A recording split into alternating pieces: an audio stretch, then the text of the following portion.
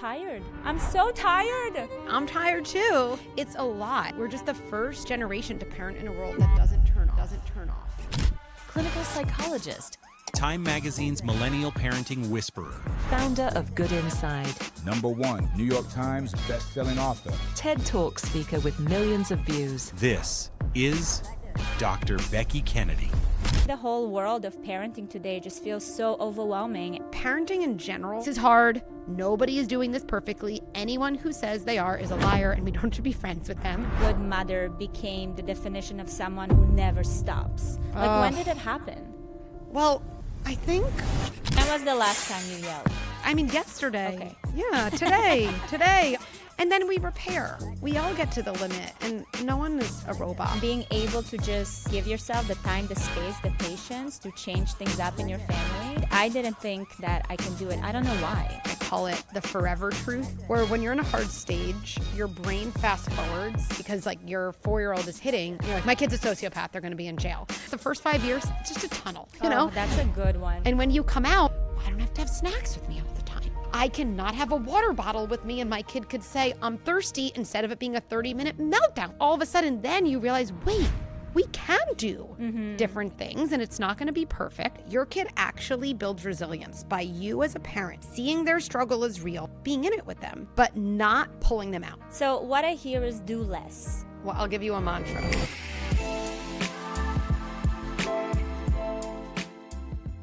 There is a woman a lot of us go to when we feel like we're failing our kids or failing as parents. You've probably seen her. She has this way of taking the worst moment of your week, the one you're so ashamed of, and making you feel like you're not a bad mother.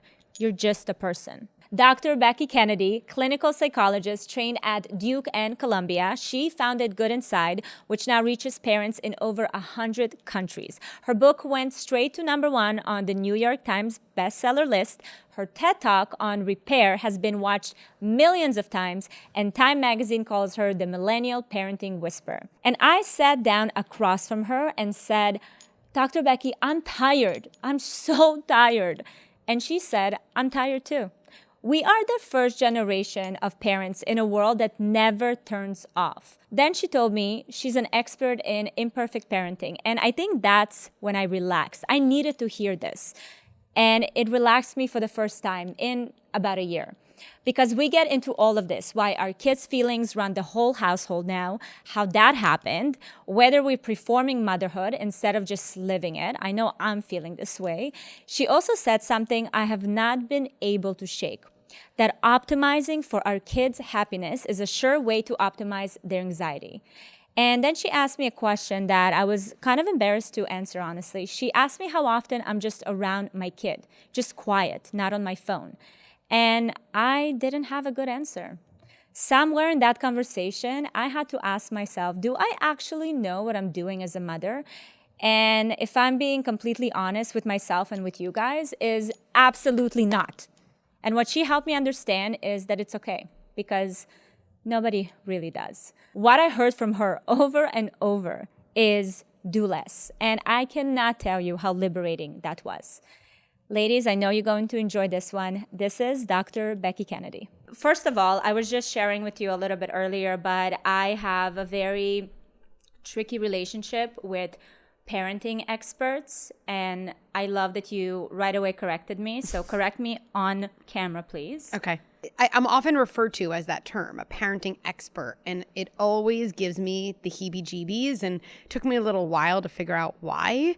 I just don't like the term expert, #1. I think when I think about an expert in my life, they're someone who's at some pinnacle. They figured it all out. #1, I have not figured it all out. And I don't even want to get there. I really think I love the field of psychology because I like questions more than answers. And I like to try to piece things together, knowing that you never fully finish the puzzle of another human. And I have my own kids. And at best, I follow, quote, Dr. Becky's advice, I don't know, some percentage of the time. And I don't feel guilty about that. And I wouldn't feel guilty if you saw me not at my best. And so that term just doesn't feel in line with how I identify in my life.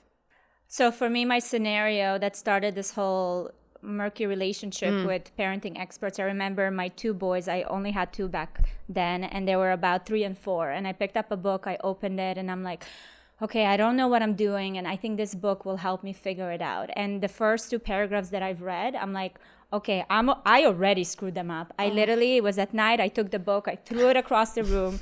I just like went under the covers, cried a little bit, and went to sleep, and promised myself I'll never read another book again.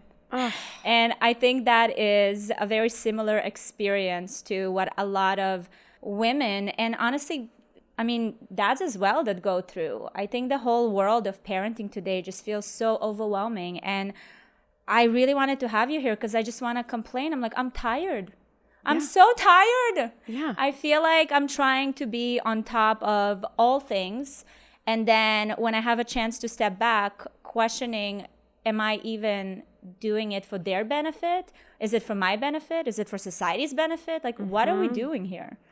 I mean, look, first I'll just join you in whining too. Like, I'm tired too. I'm tired. I didn't sleep last night. You didn't sleep last night. We both have 3 children. We both do other things. It's a lot. And I think what's not said enough is we're just the first generation to parent in a world that doesn't turn off.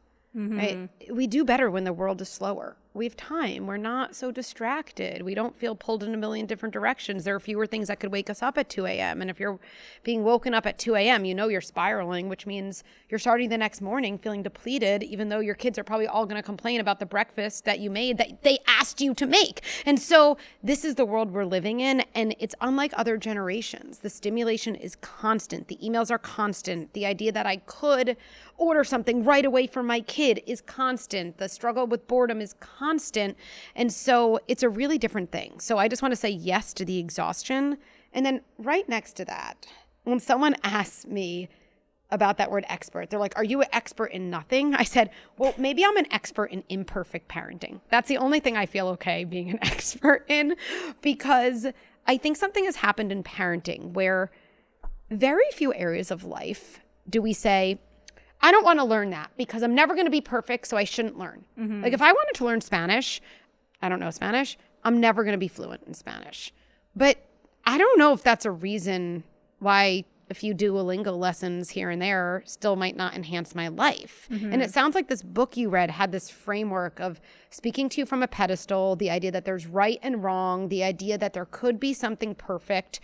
If someone taught me Spanish that way, I wouldn't want to learn Spanish from that person either. So true. But if someone said to me, look, sounds like you want to learn Spanish, it's going to enhance your life. And look, you're never going to be perfect. And by the way, in your high stress moments, you're probably going to go back to speaking English. That Spanish isn't going to come to you, but that's just how learning works. Then I'd say, oh, I can kind of absorb a little bit. And that's what I try to give parents. I always start with, I'm in this with you. This is hard. Nobody is doing this perfectly. Anyone who says they are is a liar, and we don't have to be friends with them. And now that we got that out of the way, tell me what's going on. Let's figure out if there's something that can feel a little bit better, knowing you're only going to do it some percentage of the time. I'm curious, and I've been kind of trying to go through it in my own head, thinking about my mom and how we were raised. But at what point does good mother became the definition of someone who never stops? Like, when did it happen? I think being a good mom has always kind of been synonymous with this word selfless. And then if I think about what we just talked about, if you take selflessness and then you combine it with a new world that never turns off and there's always more you can do, now selfless becomes running yourself into the ground. I think the word selfless is where the problem starts. I find that word terrifying. And people say it like it's a compliment. She's so selfless. That person who's the leader of her family home, she's the pilot of her family plane, she's selfless. She does not have a self. Like, can you imagine a pilot saying, oh, I love piloting so much that I don't rest and I don't sleep and I just fly. Get me off that plane.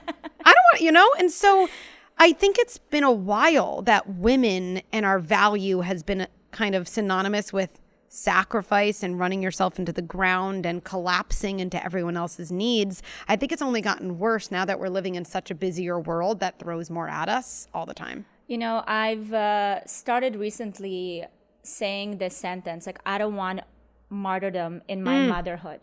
Oh, yes. And I keep reminding myself of it over and over again, because some other phrases, you know, when we use something too much, it stops having an effect and you don't really understand the value of it anymore. Yeah. So I'm constantly like looking for new phrases, for new words that are just going to snap me out of this autopilot. And martyrdom for me is that. This constantly like putting yourself to the side, being like, I'll take care of me tomorrow or the next day or sometime when all these other things are going to work seamlessly. That's right. But are we doing it to actually raise better kids, or do you think we're pretending? That's another thing. Like, are we in this machine of society where we're doing the thing just to kind of check mark, okay, we're good mothers, you know, we're in all the chats, showing up in all the places, helping them with every little task. Like, I'm just trying to understand if it's more of a inner child thing that we're trying to do for ourselves, or is it society? Are you saying, are we in this pattern of performing good motherhood? Yes. Is that what you're saying? Thank you so much. That's exactly what I'm saying. Are we? I mean, I don't know if I can answer that as a we. I mean, I'm not. As an I. I'm Yeah. not. You're not. But I think you're speaking to something else we were really raised with as girls, which is so many girls are raised to gaze out before they gaze in. What is going on in my environment? Whose approval can I get? What does each person need? And how can I meet their needs? Because if I can meet all their needs, then I can feel like a good person inside. So I feel like a good, valuable person inside, outside in. I gaze out before I gaze in. Mm-hmm. If you gaze in first, which by the way, both matter, but if I gaze in first, I might say, what matters to me? What do I want my kids to say about me when they're 20? Mm-hmm. What kind of people do I want them to be when they're older? And how can I make some percentage of my decisions today to be in line with that future child, not just maybe what's best for them in the moment? Mm-hmm. That feels like an internal process. That's the process I can tell you at Good Inside. That's what we're all about. And it does go back to being connected to martyrdom too. I don't want my kid to say when they're 25, my mom loved me so much, she ran herself into the ground. Right. My mom loved me so much, she was so resentful and she yelled all the time and did nothing for herself. I want my kids to say, my mom showed me it was possible to be in a relationship where you care so deeply about someone and you do that without losing touch with yourself. That's what I want. That's something inside me. That then informs some of my outside decisions because of that longer term goal. You know, the question that I asked about the performance came to me from kind of a personal story that I had with actually my best friend, where she has 2 girls. I have the 3 boys. And I just remember we had this small little interaction where I decided early on in the motherhood, because again, I was very much reinforcing all the time this idea of like, I can't let myself go. Yep. I choose where I put my energy to, and I can't do all of it. I also didn't grow up in a household where my mother was present at all times, did all the things. So I'm like, it's okay. It modeled to me that I can do it and, you know, I can still have a good relationship. And there was this one point when we were talking about birthday parties, and I don't throw my kids like big birthday parties. It's not my thing. I'm not big into these showy, sentimental things. But she does. She loves it. She's like, all the small details, whatever. And she was saying something like, you know, your kids are going to grow up being like, we don't remember cakes on birthdays and we don't remember this on birthdays. And I remember that I left that conversation feeling so confused because in me, I know that I'm doing the best that I can and that I'm putting effort into things that I think they're important. Yeah. Those are not necessarily important to me. But then I started questioning myself. Am I not creating memories for them? Yep. You know? Such a great kind of thing for us to look at together. So you came into that conversation with actually something that came from really gazing in. Birthdays, like my guess is you don't forget your kid's birthday, but like having this big party, having something to show on Instagram for it, whatever it is, you're saying that's not for me. That's not what matters to me. That doesn't feel in line with my values. You have a friend who says, I love that, you know? And so her kids will definitely go into adulthood thinking, my birthday was made a huge deal of. We had these huge parties. Now, maybe they'll feel like that, or maybe they'll feel like I was just a pawn in my parents' show and it was more about them than me. I have no idea. I don't have the details. But I think that process of looking in sounds like, is that okay with me? Well, maybe my kid won't have the memory of the huge party and big cake. What memories do matter? Like I can just say for me, I'm not a big, huge birthday party either. And I don't think that's right. But to me, the moments that are best with my kids are when we play board games on a Saturday, when we have family dinner, when I spend 5 minutes extra with them in bed, hearing about their day on the day that I have patience. They're kind of these tiny, I would say, unremarkable moments. I've realized this, that have very little external competition. Like for me, and that's for me. I don't think that's right. This is important. I just know from gazing, and that matters to me. Sometimes I feel the more I do with my kids, when there's a lot of external competition, we're at an amazing place. We're at an amusement park. I have all this stuff around them. The energy kind of gets split to those things, and there's literally less energy between us. Yeah. And sometimes I realize this, and now my kids are older, so it took me a while. I love the most boring, simple moments because I think there's more energy between me and my kid in the connection. And that's what my kid will remember. I don't think that's better or worse than someone who remembers a big birthday party, but it comes from looking in and saying, which one feels more like me? Were you ever doing something that you stopped doing after that inner gazing? Yes. So one of the things that I've realized is those moments, and my kids are older. Let me just say, when my kids were 1 and 4 and 7, family dinner would not have been pleasant for 45 minutes. Like I wasn't, that wasn't happening the same way. They had to go to bed, but my kids are older now, right? And so I realized I love those dinners. And even on the week we do. We, not every night, but we try to sit down for 40 minutes. We have one meal. We all talk about our day. Our kids have now learned, after many years of practice, how to listen, which means you then ask a question. You don't wait for someone to talk and then just say your story. That's not listening. That's just listening to your own story in your head and waiting to get it out. So now that we have a little bit of a rhythm, sometimes with fighting, I've realized, you know what? I really don't want to go out more than one weeknight.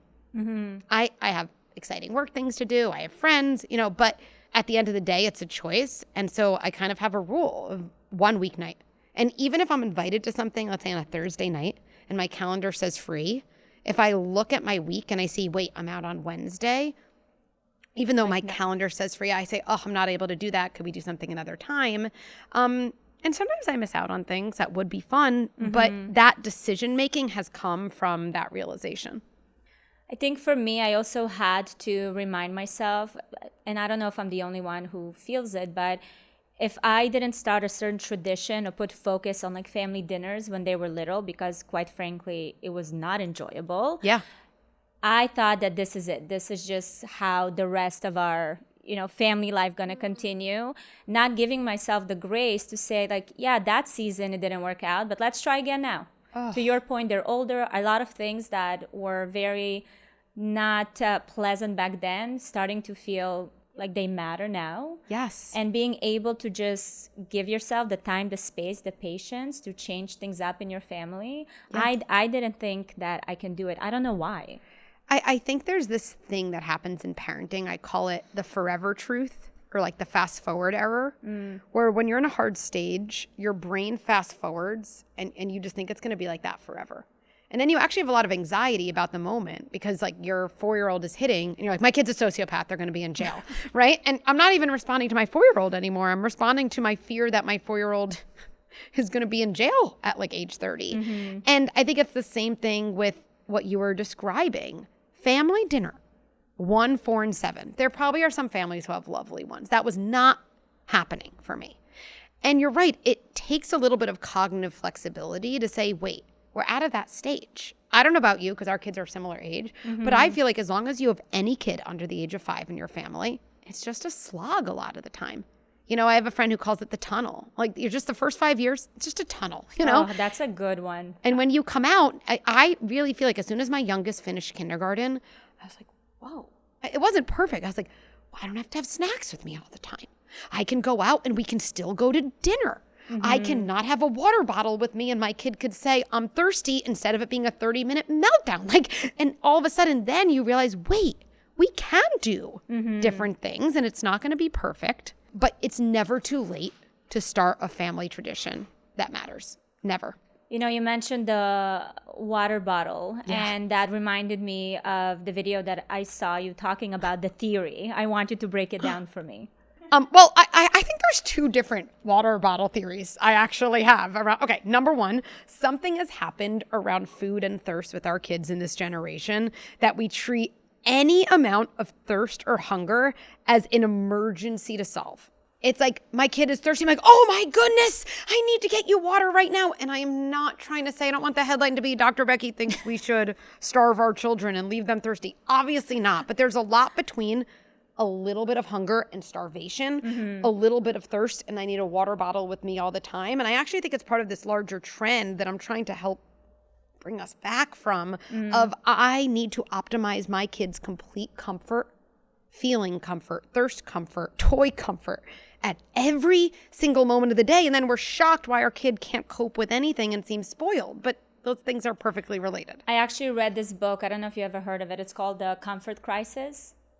It's phenomenal. Yeah, that's exactly what we're Every in. parent, but also any human needs to read it, because I think we're doing a disservice for us, for ourselves as well, let alone the kids. We cannot live in a little discomfort these days. And I think this is where I'm going to go on a limb. I think you will like my book, okay? After your traumatizing parenting books, because it's actually all about how growth comes from the moments that we're not comfortable. And I think so many of us grew up with feeling really alone and judged in those moments. Go to your room. Something's wrong with you. You're dramatic.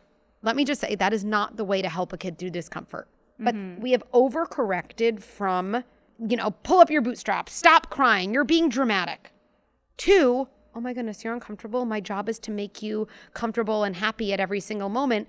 Instead of kind of, I don't care about your feelings. Now my kids' feelings dictate every single family decision. Both extremes are really bad for kids. How did we get there though? What is this need? Because I'll tell you the truth, Gary, my husband, he's always the one that's like, it's okay if they're hungry. It's okay if they're thirsty. It's okay if they're suffering. And I'm always thinking about it. Is it because you're a man and you just kind of understand the psychology of manhood, that you know that they need to be constantly like struggling a little bit? Like, why can I let that happen as well? So we're going to need a little more time together for me to really dig in Oh, to your okay. past. So I can Should I lay down Lay now? down. Okay. Lay down. I'm going to start smoking my cigarette, just listening to your childhood.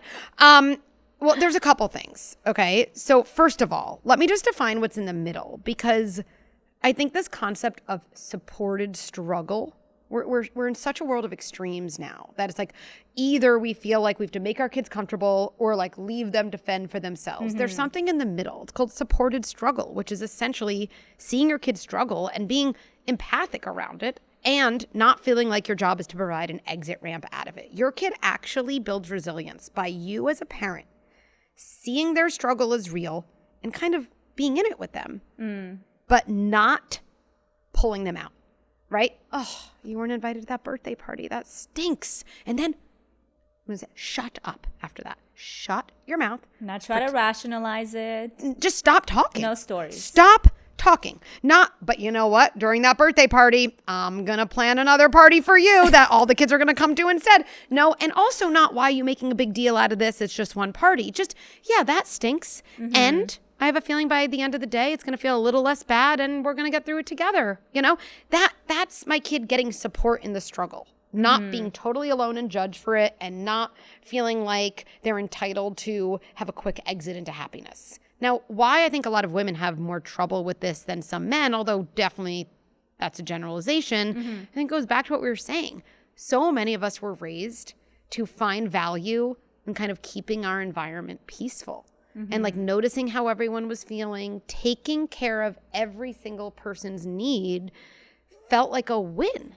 And so we don't realize that that's going to activate in parenthood, but it does, because we see our kid upset and unconsciously we think it's kind of our failure, that a good parent, that a good move, that the right win would be lifting my kid out of that moment.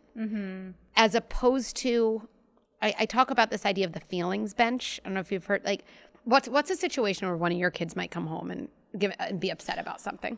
Well, we were just, because we're in the Hamptons for the season, and I sent them to camp, and I sent them to a camp for like little kids. So let's say the older one came home and he's like, I'm in an environment, like there's no one else my age. I'm just sitting there doing nothing. This camp sucks. For me, I'm like, call the camp. Can we get our money back? And then I'm saying, wait. Great. So this is a perfect example. Okay. So he comes home. He's like, Mom, the camp sucks. I'm with all these babies. You sent me to a baby camp. It's so boring. So if you picture him in a garden, okay, just go with me for a second. And the garden is kind of like the garden of life. And it has a bunch of different benches. Okay. And the benches seem like they're childhood benches. Camp sucks. But the truth is benches never change because it's true. When he's 40, he's probably not going to be complaining that camp sucks. But if I zoom out, I think what he's saying is I'm in a situation that's not ideal. I'm in a situation that's not optimized for me. I'm in a situation where I have to wait and have a little less stimulation and maybe a little more bored than I'm used to. That's going to happen for the rest of his life, right? Absolutely. So he's kind of on the bench of this isn't great for me. This isn't optimal. I'm a little bored. I think what happens when our kid is on a bench of boredom or on a bench of I was left out or on a bench of I'm the only one in my class who can't read chapter books, whatever it is. We have two instincts as a parent. We see them on that bench and then we see kind of a sunnier bench over there. And we're like, just come over here, right? But remember, tomorrow at camp you have soccer, and I think you're gonna like soccer. Or okay, you can't read chapter books yet, but you're really good at chess, and those other kids in your class suck at chess. Like whatever we say, we're like, come to the sunny side. That's one instinct. Or we have this other instinct where we try to kind of convince our kid that their bench isn't their bench, which sounds like it's not that big of a deal. That's not what you're doing. It's not that big of a deal. Come on, right? Or maybe there's another instinct of just, you know what, you shouldn't have to sit on this bench as quickly as possible. Let me call someone. I'm just going to have this bench removed from the garden. I'm just going to try to, right? Because you should just be in the sunnier areas. All of those responses get in a kid's way of building resilience. Because if you think about them 10 years from now, and let's not say one interaction, if this is a pattern, they're going to be on that bench again, maybe they're in a job and they thought they were going to have a really exciting project. And you know what happens when you're at your first job? Your first projects are boring and they feel below you, right? And I don't think any of us say, I hope when my kid is at their first job and they're bored, they go to their manager and they say, get me off this project. I want to be with the C-suite. We'd be like, oh, it's so cringeworthy, right? But what my Kind kid of is... what's happening right now, though. Okay. Yes, exactly. But I think what's happening is what really builds resilience is our ability, not forever, but at least for some time, to kind of sit on that bench with our kid. Because then the experience is less scary for them because you're in it with them. So here's what that would sound like. Oh, camp is so boring. Oh, such baby camp you signed me up for. My favorite line that I think every parent needs in their toolbox and in your marriage toolbox too, is just, I'm so glad you're talking to me about this. It's a very different way of responding. It's just kind of saying I'm open to this conversation. I'm not solving. I'm not negating. I'm so glad you're talking to me about this. And when you say that to a kid when they're upset, they usually tell you more. Because again, if you said to your husband, you're never home at night, and he said, I'm so glad you're talking to me about this, first of all, you'd be like, I think our problems are solved. That just feels so nice to say. But you tell him more because it feels like you're on the same team. Then let's say it's like, yeah, I went to soccer, Mom, and they don't even have soccer goals. They have baby soccer goals, and it's me and 5 2-year-olds, and I'm running them over. And then I think you can say something like, I believe you. That sounds really different from what you were expecting. Right. And then the third line is just, tell me more about that. Tell me more. Yeah, and the camp stinks. And so many times when our kid's upset, they just want us to sit with them just like we do, and they just want to kind of get it out. Now, does that mean we can never call the camp? I'm not saying that. But if that's our first move, what we're actually doing in our kid's body is they're learning, I get upset when something isn't ideal. And the thing that happens next is somebody solves it so I don't have to feel that way. And I'm just going to be direct. That is the exact recipe for entitlement. I'm happy you're saying that because I think that both Gary and I realized recently that, you know, we come from very similar backgrounds. We felt like our parents were never really around or available because they had to build a life, right? That was survival kind of lifestyle. And we finally at a place where we can switch off from survival to thriving. Yes. But what we're creating is these things, this entitlement. And then we kind of get angry that the kids are entitled while we're constantly creating this environment for them to be entitled. That's a hard one. And it's hard. you know, for us, there was this one story where I heard this, somebody that I really respect was sharing how in his household, he's always creating, because they live a very beautiful, abundant life. And he said, I always try to find ways to create some challenges for them. Challenges where it's safe, I'm still around, but they're constantly like, there's struggles for them to learn from. He goes to extent of shutting down the hot water in the house for like 2 months, even physical challenges. And this ability of the parents are around, you can come, you can complain, but I'm not going to come and fix it for you. Yeah.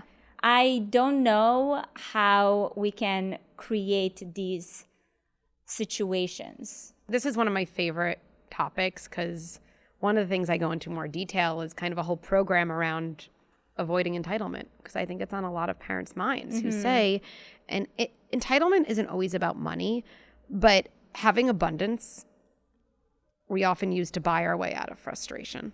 I actually think that a lot of the times it's not about money, because I see situations where it's not like they grow up in a fluent household, but the parents are trying to overcompensate. That's right. And number one, I think it just starts with the definition.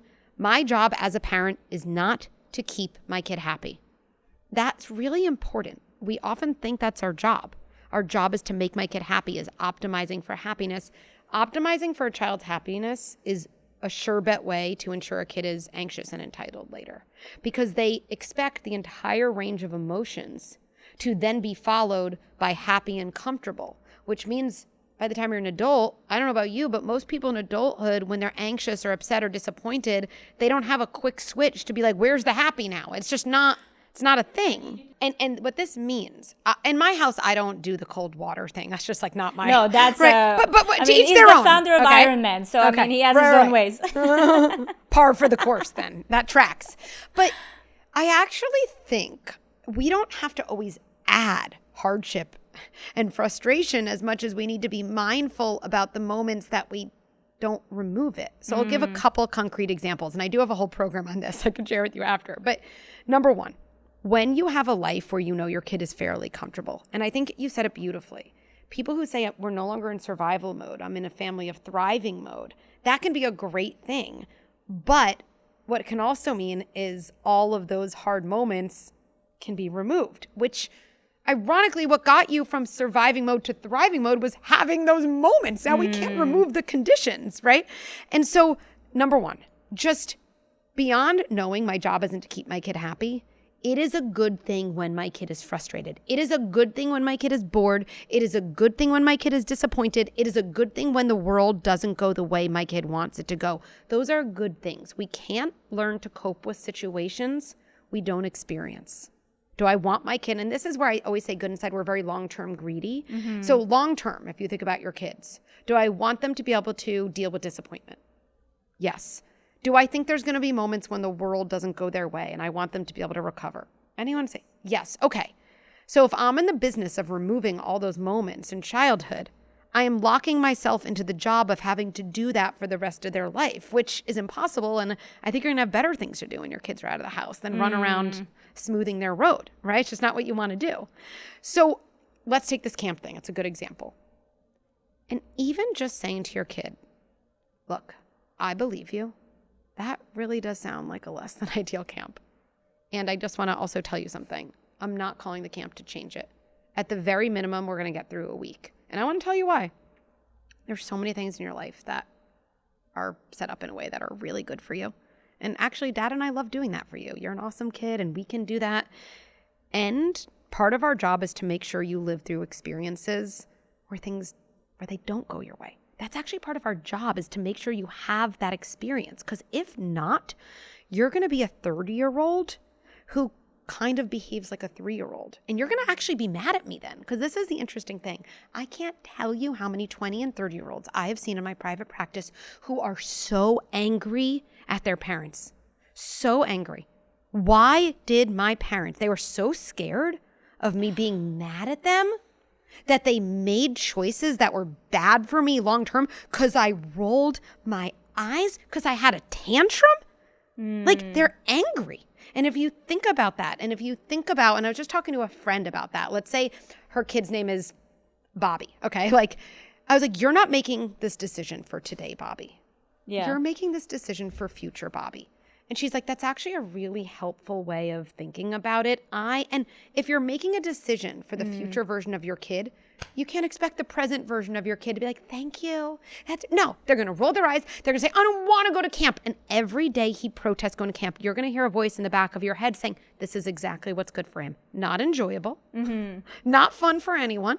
Okay. But if I want to have a moment of high impact parenting, this week of him going to camp that's boring, because let's be honest, he's still safe. Yeah. This is going to be my most high impact parenting maybe all year.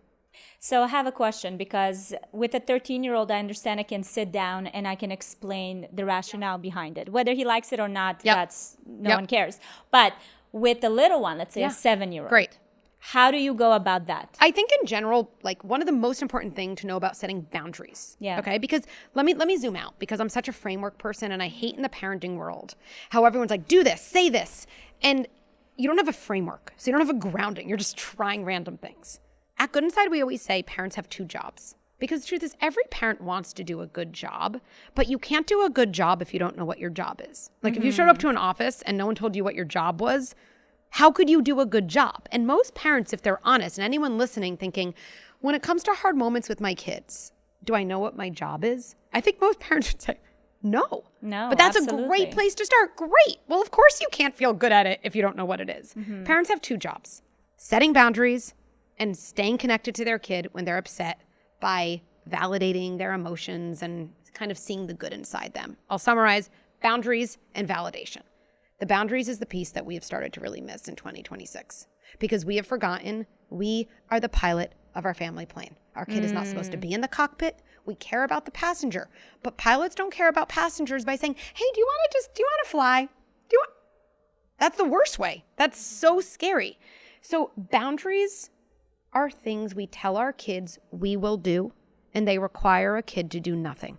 I want to say that again, because most people don't understand boundaries because they're actually making requests. Hey, you should go to camp today, don't you think? That is a request. That is not a boundary. We have an issue in a household with that. No. Because I do that. Can you imagine a pilot saying, hey, I think we should make an emergency landing. What do you think?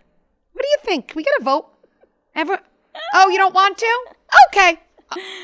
It's terrifying. Right? So a boundary is something you tell your kid you will do, and it requires your kid to do nothing. I love that definition of a boundary, because after you say something, you can just evaluate it. Did I tell my kid what I will do? And does the success require my kid to do nothing? Now, the important thing to know about boundaries is kids don't like them. So your kid, if you set a true boundary, your kid will be upset. But if you start to think about that as boundary proof, oh, that's just proof I set a boundary, it's much easier to deal with. Yeah. Now, when your kids are younger, boundaries should be delivered in as few words as possible. That's a rule. As few words as possible. What I just modeled with an older kid, I don't know if I'd really say that in real life. I was just trying to kind of model the essence of it. But for a younger kid, it might be, look, I know this camp isn't great. You're going to camp every day this week. We're going to get through it together. And then, stop talking. No, I don't want to go. And I wouldn't even say it. I would do that with my mouth. I'm not going. All right, well, we have to have breakfast no matter what.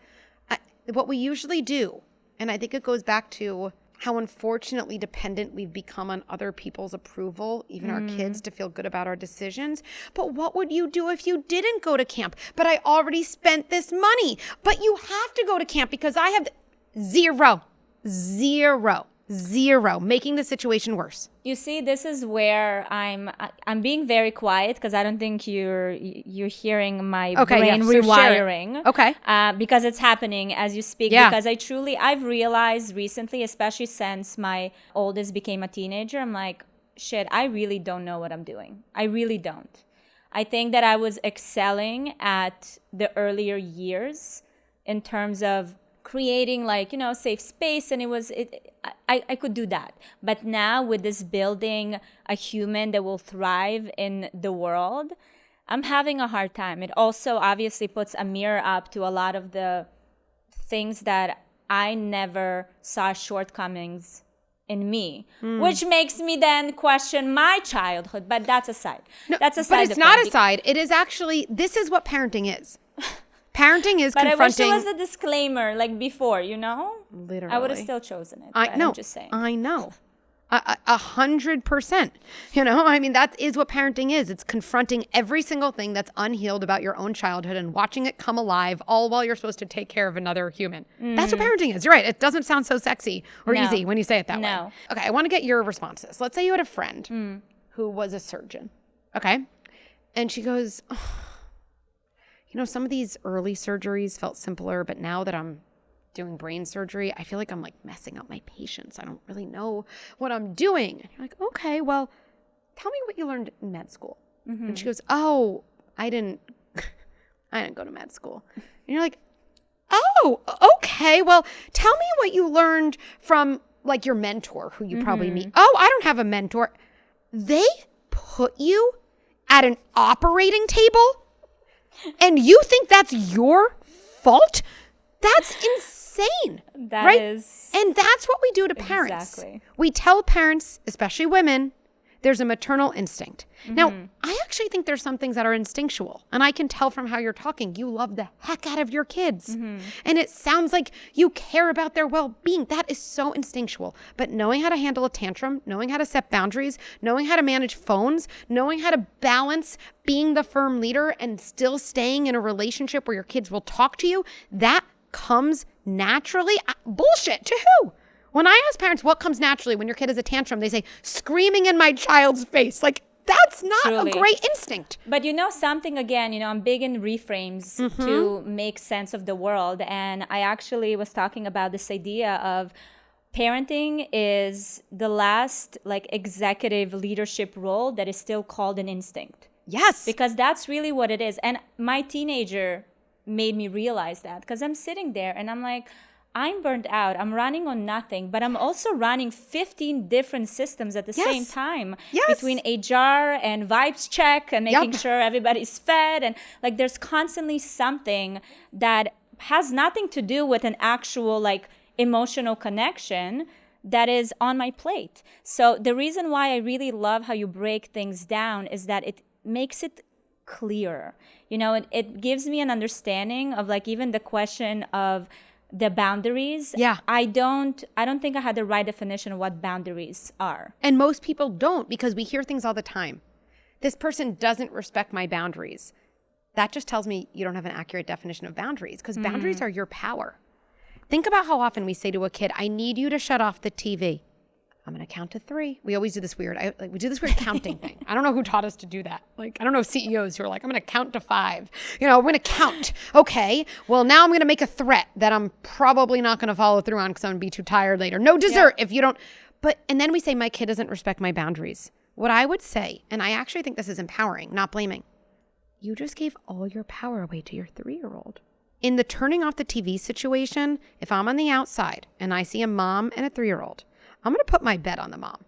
You're putting your bet on your 3-year-old. And then you're spiraling from there. A 3-year-old doesn't have the impulse control to shut off a TV. They just don't. A boundary would be saying, first of all, we're not watching TV until I have the remote. We're never going to do that again because it's not fair to you. How could I expect you to hold the remote and turn off the TV? I can't put down my phone. So you will never be watching TV again until I have the remote in my hand. And that's actually because I love you. And I don't want to set you up for a situation where then I think you're a bad kid. Play out the scenario of a teenager and a smartphone. Well, now we're really into it. So there's a nuance here. I love talking about boundaries. I think boundaries are the missing ingredient because boundaries are really about, and I think this is what we do at Good Inside that's so different, I just have to say it, than quote parenting influencer. Someone's like, are you an influencer? I'm like, oh, vomit. Stop calling me that, okay? I'm a psychologist, okay? I'm a systems thinker. When things are off in a house, stuff with phones are always off. My kids' bedtime is always off. My kids are always hitting each other. There's rudeness. They're always melting down whenever I say no. When you treat repeatable problems like individual things, you miss this is a system problem. There's a system that's off. And that's a beautiful thing to realize because then you say, wait, this is not my fault as a parent. And this is not my kid's fault as a kid. We don't have the right system. If we're negotiating something every single day, can you imagine in a functioning office, people always debating, I'm supposed to be in the office now. I'm supposed to be in this office now. No, we need a schedule. And then we won't have any of these arguments. So the system is off, and the system often needs clearer boundaries, which means we have to tolerate our kid being upset with us. And the system needs more actual time where we're actually connecting with our kid. So when it comes to a teenager, our boundaries especially will be 0% effective if we're not really connected to our kid. Now, we've mistaken being connected to our kid with saying yes to everything. That actually lowers connection because kids can't find you and they feel really out of control. But the effectiveness of your boundary is dependent on the quality of your connection. You can think about your connection with your kid as a multiplier, okay? So let's say connection's at a 0. We're always fighting. No matter what I do, that times 0 is 0. When you're connected to your kid, you can kind of yell across the house, hey, I need your phone. And they're probably going to listen, even though that's not a good thing to do, because they're so connected to you. So when it comes to your teen, those both really matter. I need a system where I'm building connection every day, or some days, 5 minutes. And we have to do it in a way that actually matters to a teen. And I could talk about what that looks like. And then I also need a system of boundaries so we're not negotiating the same thing every single day.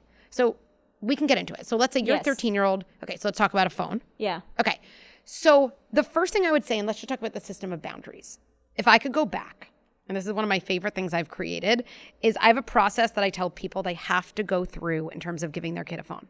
And it starts with your kid writing a contract, not you writing a contract. If you start the relationship with the phone where you're more invested in your kid's mental health than they are, all of a sudden, every moment is a power struggle. And you own all the concern and they own all the resistance. And when a parent says, my kid isn't writing a good contract, or someone said, my kid doesn't know how to spell, I'm like, well, that's a pretty good sign that we're not going to do a phone for a little bit. Okay. So contract check. Contract. I did that. Then we're on the same team. Same team really matters with a teen. And they feel, going back to boundaries, is this something being done to me or is this something being done for me? We feel the difference too. To you, hey, you've been on your phone a lot and I'm coming to take your phone at 9. It's ridiculous. Have you seen the research? And that's what's going to happen. And if you don't give it to me at 9, you know what? I'm not going to give you money to go out with your friends. That's being done to me. I don't even hear the words. All I want to say back is like, fuck you. Okay?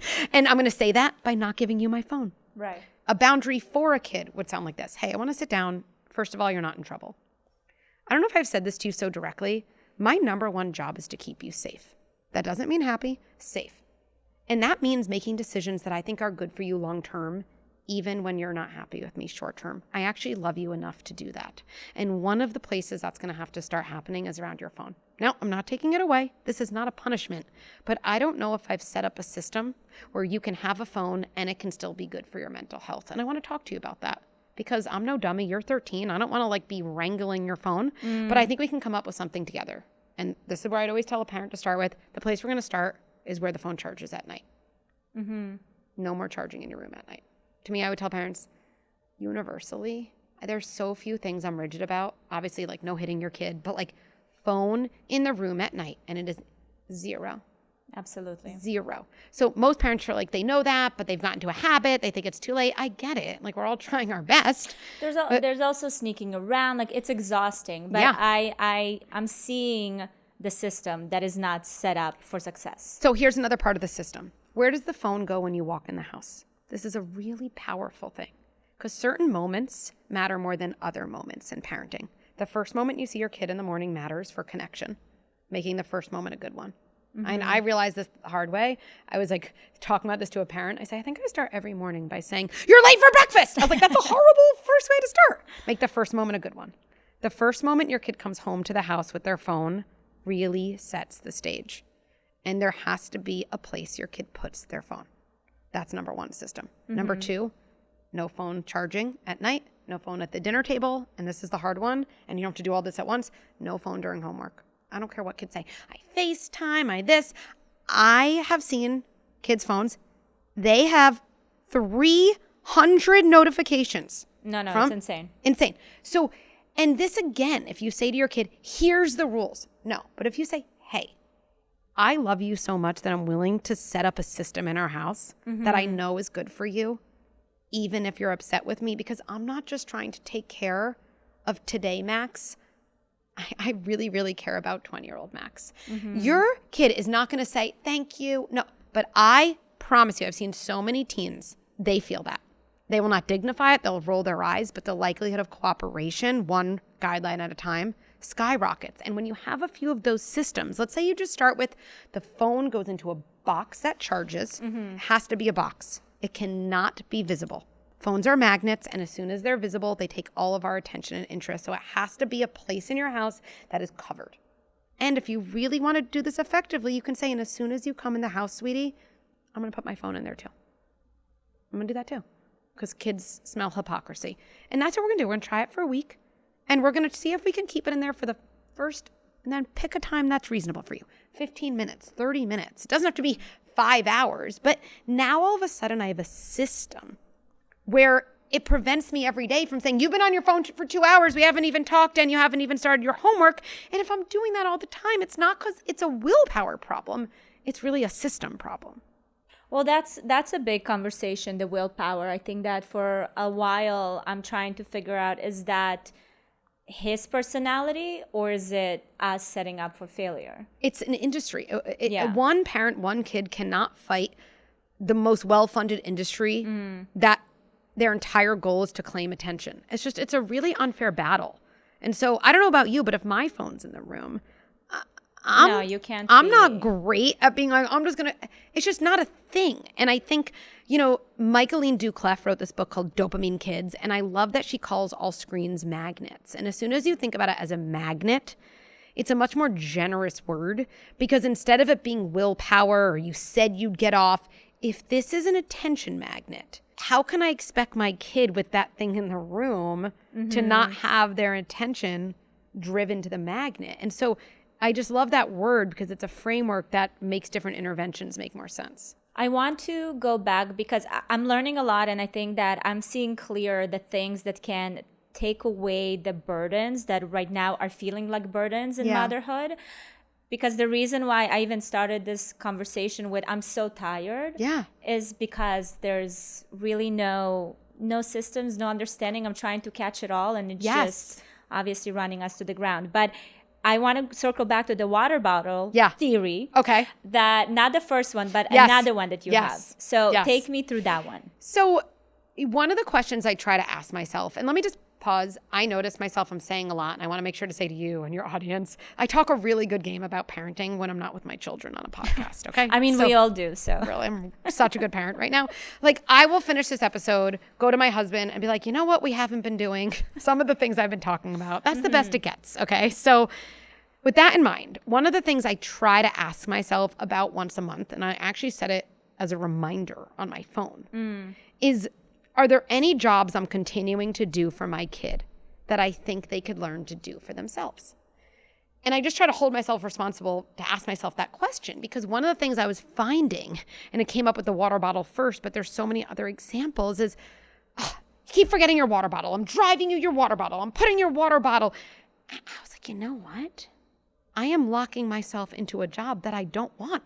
Like, if I take on all the anxiety of water bottle rememberer, my kid will never learn. Plus, when my kid is 17, there's still jobs I want. I want my kid at 17 to know I'm someone they could talk to about tricky topics. I'll help them learn new things. But remembering their water bottle is just not the top of the list of things I want to do when they're 17. So if I don't want that later on, and I'm locking myself into it now, the math doesn't math. And now this is where, again, doing something to versus for your kid, it's all about the execution. Because if I'm frustrated, maybe I did say this at first to my son, this is ridiculous. You are 10 years old. You can remember your own water bottle. Grow up. Like, that's what I said. Okay? He's like, well, thanks for the inspirational speech. Okay. And the interesting thing is when you say things like that to your kid, they're going to resist remembering their water bottle just because it's a way to get their dignity back. It's not even about the water bottle. When I took a deep breath, I said something very different. Look, I keep packing your water bottle for you, and you're old enough to do that. It's not almost fair to you. I'm kind of taking your capability away. At the same time, there must be something hard about remembering. If I'm honest, things I want to remember, I don't always remember. What do you think is something you could do to be more likely to remember? And at first, he's like, I don't know, Mom. Right? And I'm like, no, we're going to have this conversation because I'm telling you, starting tomorrow, I'm not going to put it in your bag. I'm not. mostly again because they can survive without it. I'm not.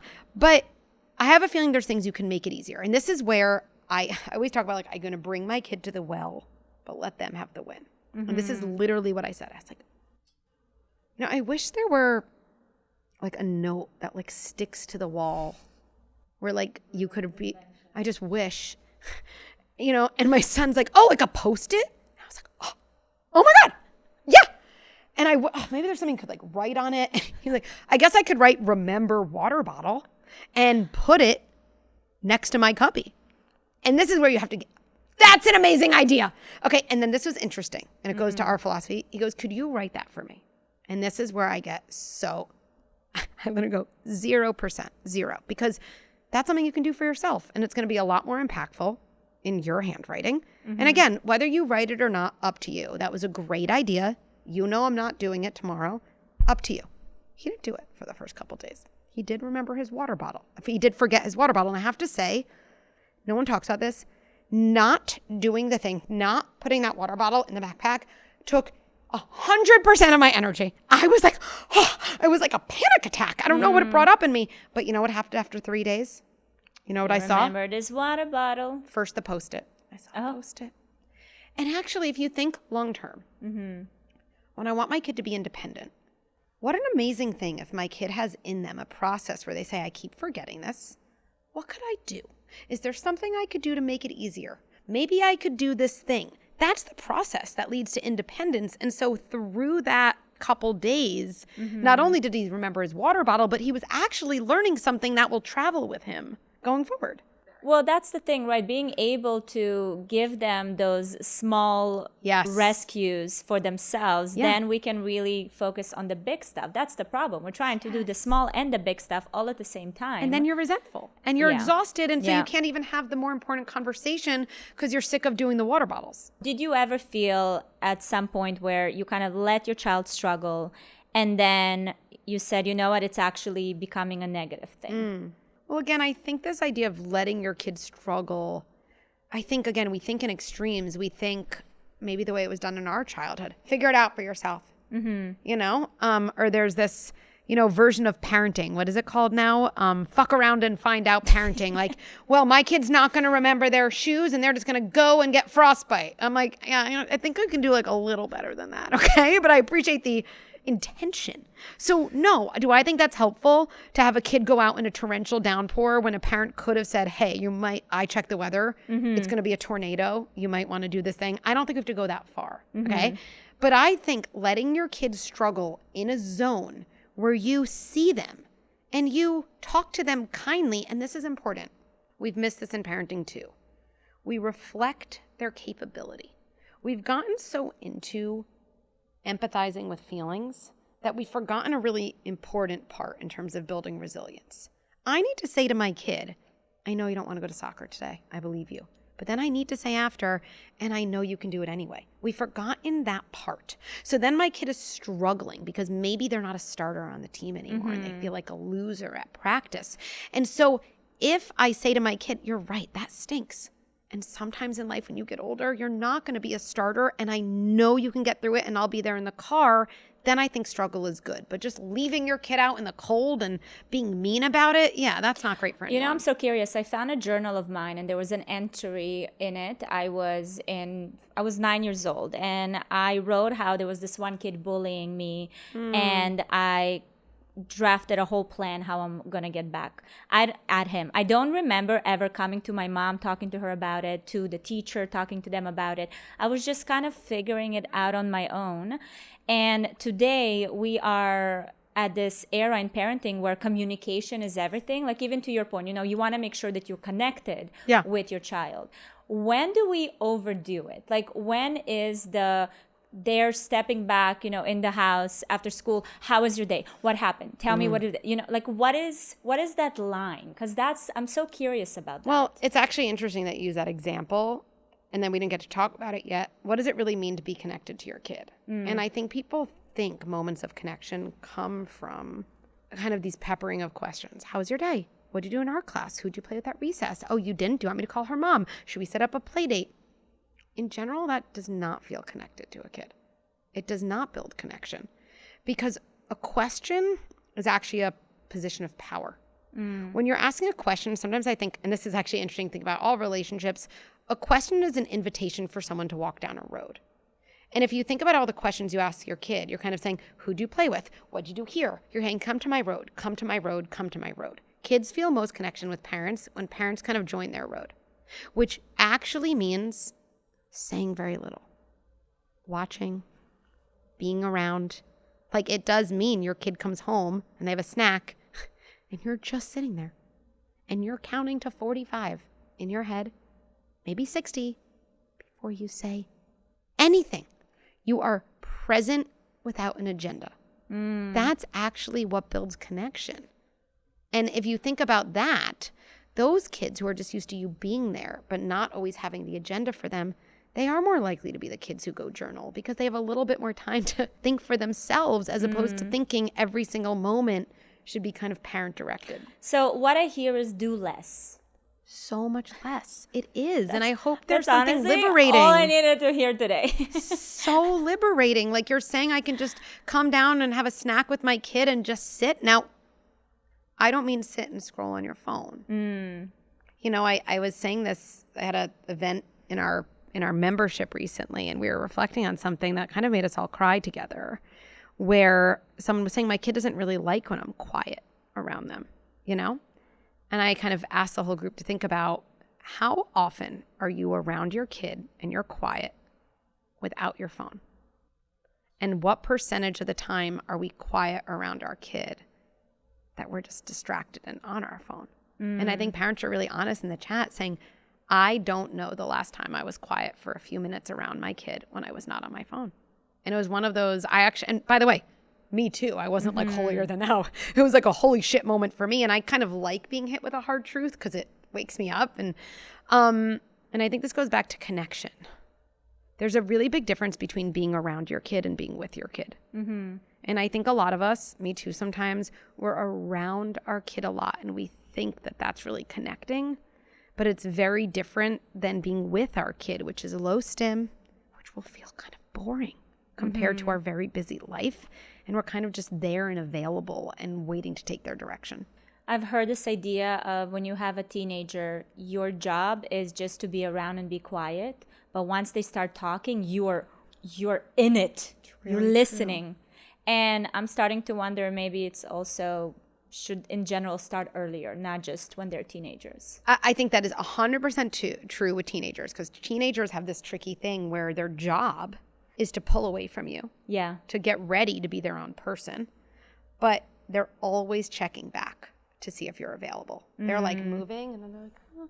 Right? She's still there. And it's annoying because like they want both and the answer is yes. They want to pull away and they want to know you're there. And so now that doesn't mean, I hate the idea of parents saying, okay, so whenever my teen's in the house, I just have to like sit at their room and stare at their door. No.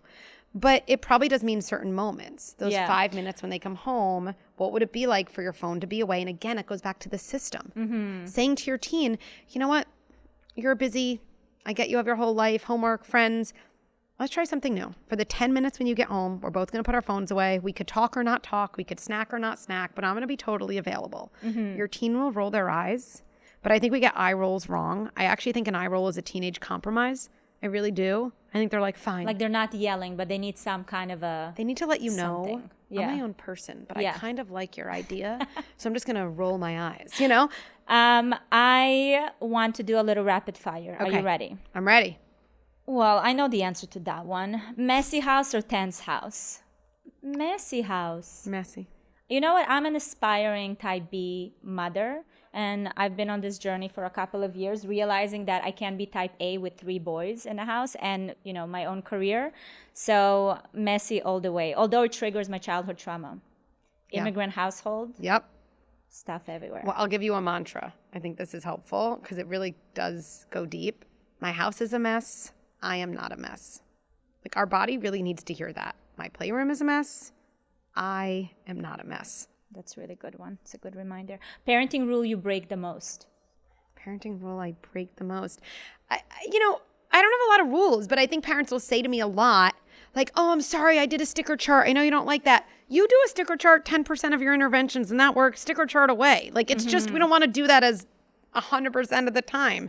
You yell, I yell, and then we repair. And so I guess When was the last time you yelled? I mean, yesterday. Okay. Yeah, today, all, I mean, and then we repair. I Yeah. think that really, really matters. But we all get to the limit and no one is a robot yet, hopefully. So Finish the sentence. A good mom isn't the one who does the most. She's the one who knows that taking care of yourself is part of taking care of your family.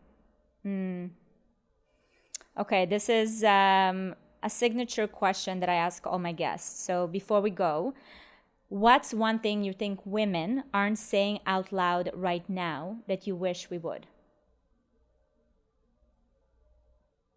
I'm allowed to want things for myself. I think women have a very complicated relationship with desire and have learned to really distance themselves from it in every meaning of that word. And it plays out in parenting, it plays out in our marriage, it plays out in a ton of resentment, and it plays out in chronic illness, and it plays out in feeling like you get very, very far from this person you once were. And I actually think so much of what we do at Good Inside under the guise of parenting is help women re-access the desire that really maintains their mental health and helps them keep up a system that's actually manageable in their home. I love that. That's, I think, would be my word of the year. Desire. Yeah. Dr. Becky, please share where people can find you and all the amazing resources that you have built for parents. I mean, everything, we try to keep it easy. So if you go to goodinside.com, and that word is really the core of our philosophy. We believe kids are born good inside. They're born with all the feelings and none of the skills. And it's a process of building skills so they can function later on, while always seeing them as good kids. So goodinside.com. I write a newsletter that I really do write myself, and I love to share ideas. So it's probably the easiest place to start. And then, we have this amazing app. I think people say, I wish I had you in my pocket. I wish I had a quick way to answer you a question. I refer to it here. We have live events. We have events from baby sleep and baby, feeding all the way through teens and all the different topics. And so it's kind of like a community home, a home base for parents. And that's probably where I spend my most time. And I have a podcast. So anyone listening to this is on a podcast platform. So YouTube, Spotify, Apple, it's called Good Inside with Dr. Becky. And I'd love people to check it out. And I want to hear about the book that I won't throw across the room. Oh, and the book is called Good Inside. And I'll tell you, what it is it starts with 10 chapters that I call foundational principles. And I know that sounds very intellectual, but I think it's what parenting guidance is missing. And anyone listening to this who's like, oh, I'm sick of all this guidance. We get strategies that are like flags, but we don't have a ground to plant them in. You actually need to understand systems and what is my job and how do people actually develop resilience, or else you're just trying random shit and mimicking other people. So there's really 10 foundations that everything comes down to that, by the way, will be equally as helpful in your marriage, equally as helpful with your mother-in-law, equally as helpful at work, because it's just about human relationships. And then after that, there's probably 20 chapters that are each very short, that are just very, very specific behaviors. Hitting, lying, whatever, huge tantrums in public, anxiety. And so what I do in each of those chapters is I start with a story, and then I go over what's happening. What are the 3 things I think that would help? And then I go back to the story saying, here's how you would use that in very real life. And so it's very practical. Some people read the whole thing. Some people just flip to one of those practical chapters. And I think people end up being surprised that those first 10 chapters end up, I think the greatest compliment someone said to me is, this isn't really a parenting book. Your app isn't a parenting app. This has actually been the biggest source of my growth in so many areas of my life. It's changed the way I see things. That's the thing. It sounds to me like you really are building the muscle for parents to be able to see the core of the thing inside every different situation. That's exactly right. And I expect parents at best to do it some percentage of the time. Repair, which comes from not being perfect, is probably our most important foundational principle, which tells you perfect parenting is never a goal. Thank you so much, Dr. Becky, for being here. Thank you. This is I so feel fun. lighter. Oh, good. I This is needed fun. this so This is much. fun. Oh my God, I appreciate you. If you're still here, you are my person. Congratulations. So I'm going to ask you something, okay? Are you ready? Subscribe to the channel. It's free, it takes a second, and it's honestly the single most useful thing you can do for this show, because every subscribe tells the algorithm to bring more women like you, which means we get to keep making this. So hit the button and tell the algorithm what to do. Thank you.